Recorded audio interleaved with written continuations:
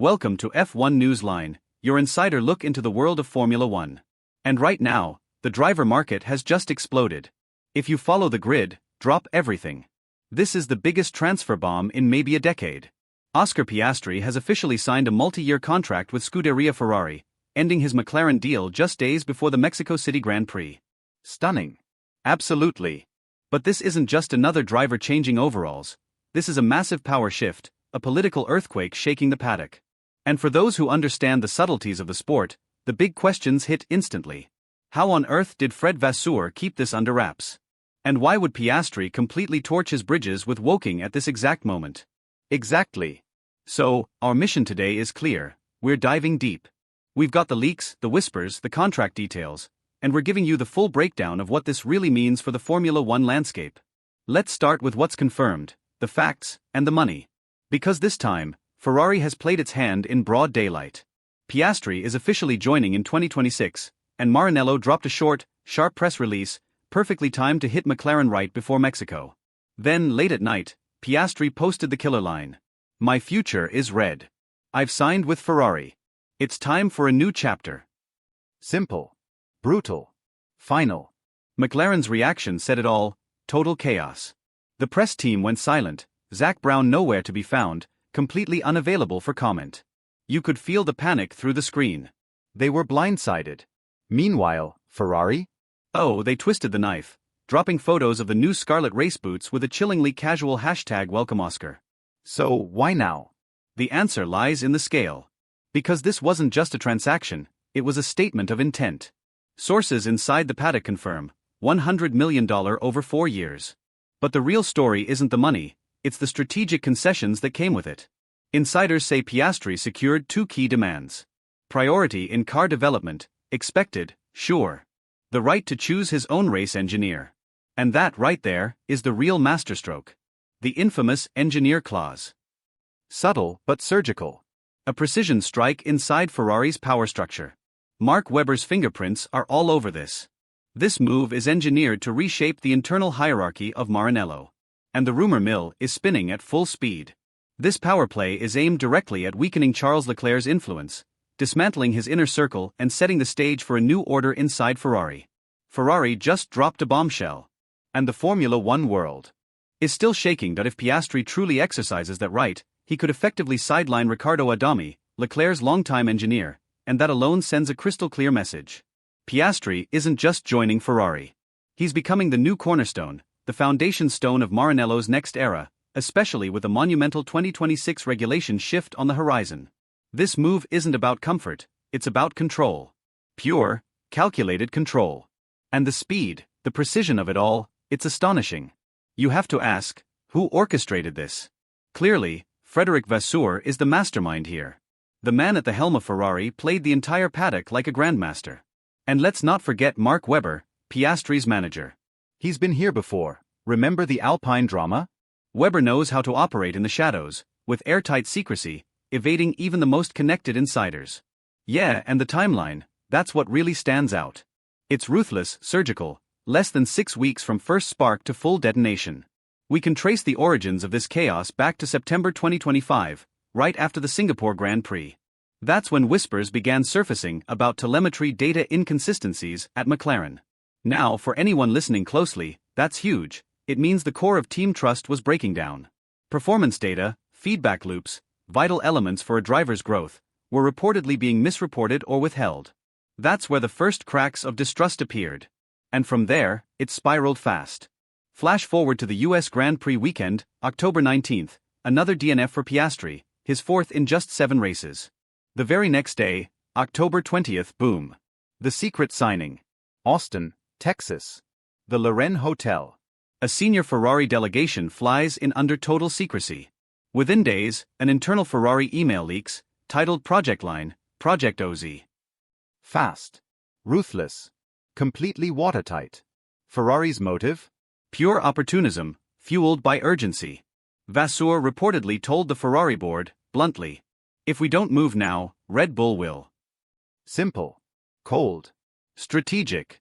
Ferrari saw Piastri as a generational driver, the one they had to secure before anyone else could even blink. And they struck McLaren exactly where they were weakest, amid confusion, internal tension, and technical fragility. Which brings us to the real question. Why did Oscar want out so badly? It couldn't have been just the allure of Ferrari red. It sounds more like exhaustion, maybe even a breaking point inside McLaren. Sources inside the garage have whispered for months. He was emotionally drained, worn down by constant reliability issues and a car that kept betraying him. Add to that the rumors of internal favoritism toward Lando Norris, and it paints a clear picture. A driver who felt increasingly marginalized, like the system wasn't built for his long-term success. And then comes the dark twist. The core rumor that's been circulating, an alleged internal McLaren email, referencing something called Strategic Compliance H. For anyone inside F1, that phrase is chilling. It suggests management may have deliberately regressed Piastri's car setup, allegedly forcing him to use older 2024 specifications during key 2025 sessions, disguised as team alignment or testing protocols. Hold on. That's an enormous accusation, sabotage, essentially. But let's challenge that a bit. Could this timing, right before Mexico, also be about leverage? Could Webber have used this internal chaos, this rumored email, as the perfect pressure point to maximize Piastri's value and engineer his exit right now? Was it truly just exhaustion driving the brake? That's a fair question.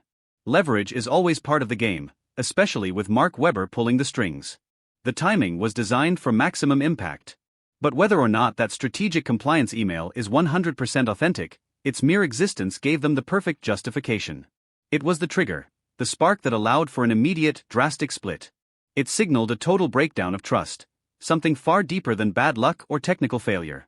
It hinted that Piastri's own team might have been actively undermining his performance, suppressing data, stalling his development, maybe even to shield the established favorite. And that's the kind of betrayal you can never come back from.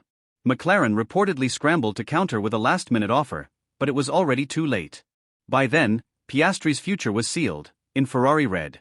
The source close to Piastri quotes him saying, "I want a future, not a fight." And that line, simple but heavy, says everything about the toxic environment he felt he needed to escape.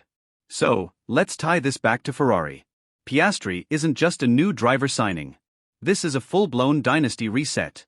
Ferrari, according to internal reports, plans to design their entire 2026 car around his feedback. That's not an addition, that's a rebuild from the ground up. Exactly. Sources mention new wind tunnel protocols already being drafted, and a major engineering reshuffle set to realign the entire technical division around Piastri's driving style. He's not just slotting into a seat, he's arriving as the focal point, the new leader of Ferrari's next era. And for McLaren? The fallout is catastrophic. They've just lost their future, their anchor for the upcoming regulation cycle. Investors are said to be furious, outraged that Zak Brown ignored internal warnings about the growing dysfunction within the team atmosphere. And Lando? Lando Norris has been publicly silent, but insiders say he's devastated. He's lost that internal benchmark, that competitive tension that pushed both drivers to elevate McLaren. This isn't just a personnel loss, it's a psychological blow to the team's core. So what happens to the rest of the grid now? This single move throws the entire driver market into chaos. Mercedes, for example, suddenly feels the squeeze. They might be forced to fast-track Kimi Antonelli into a seat much sooner than Toto Wolff originally planned. They can't afford to be left behind without a young talent capable of countering the Piastri, Ferrari axis. Absolutely. The pressure on Mercedes is enormous. And then there's Red Bull, they hate being caught off guard. Expect frantic internal meetings, strategy calls, and maybe a decisive move. Do they double down on Liam Lawson, pushing him into a full-time seat immediately to prove his worth? Or, and here's the irony, do they reactivate Daniel Ricciardo, bringing the veteran back as a stabilizing force while they plan their long-term counterattack? Either way, the top teams are now scrambling, reassessing their 2026 lineups through an entirely new lens of urgency and panic. And all of this unfolds right now, during the Mexico City Grand Prix weekend. This isn't just another race anymore, it's become a battleground for power, for control of the narrative. And Ferrari? They're wasting no time. Reports suggest that this very weekend, after Saturday qualifying, Piastri will be quietly introduced to key members of Ferrari's 2026 engineering team, behind closed doors. A symbolic and strategic gesture, staking their claim, signaling to everyone that the Piastri era has already begun. Let's recap the scale of this seismic shift. A $100 million deal. Strategic demands that will reshape Ferrari's internal structure. A massive power transfer ignited by internal chaos at McLaren. And in just 6 weeks, Oscar Piastri has gone from promising young talent to the epicenter of the biggest F1 story in years. And the final question, the one that should keep everyone in the paddock awake tonight, is this.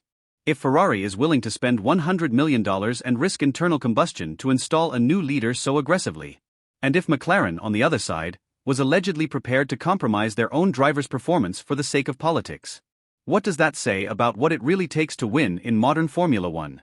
How ruthless do teams have to be? And honestly, which driver on the grid is truly safe from this level of power play? Because in the high-stakes race toward 2026, the fight isn't just for points anymore. It's for control, dominance, and survival in the most cutthroat era Formula One has ever seen. An incredible story still unfolding, a true deep dive into the heart of the F1 grid.